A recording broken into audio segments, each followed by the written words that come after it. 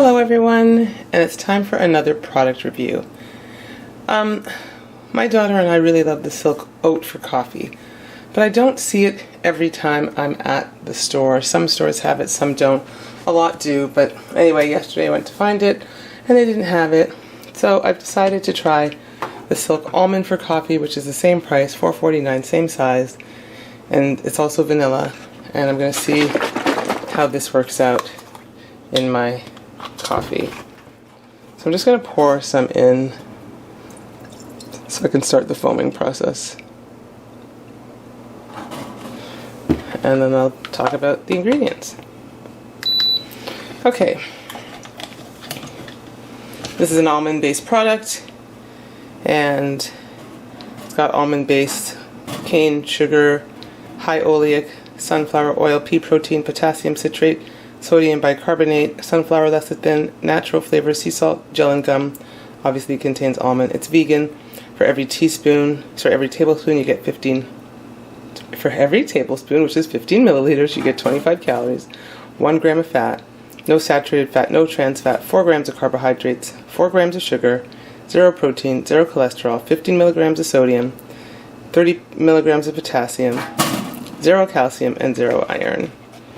Okay, so it's free from gluten, soy, carrageenan, artificial flavors, and colors. I want to taste a little bit. Maybe put a little bit on a spoon. Like, I find the oat one is fairly sweet. It's probably why my daughter likes it, but okay. Yeah, this has a lot of sweetness to it as well.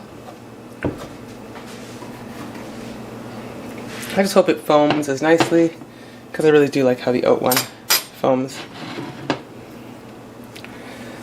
So what you guys been up to? Alright, here we go. Yeah.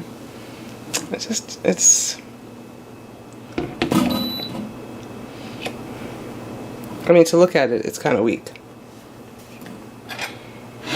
I don't like things that don't foam well. I'm going to show you the foam I got here. It's really ultimately looks like it's just going to be... if you want to add this as creamer. This really just seems like...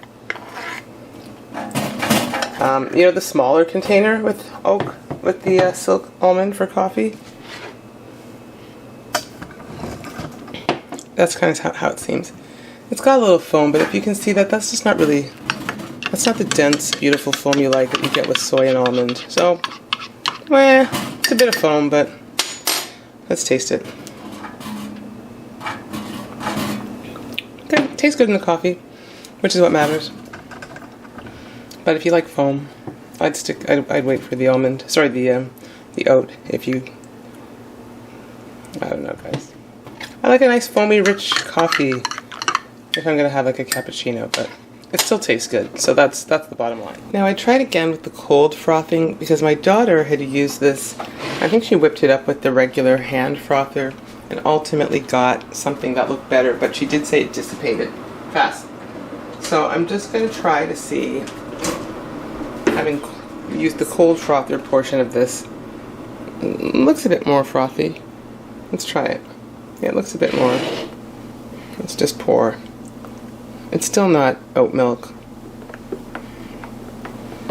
but there's a bit more froth to it, shockingly.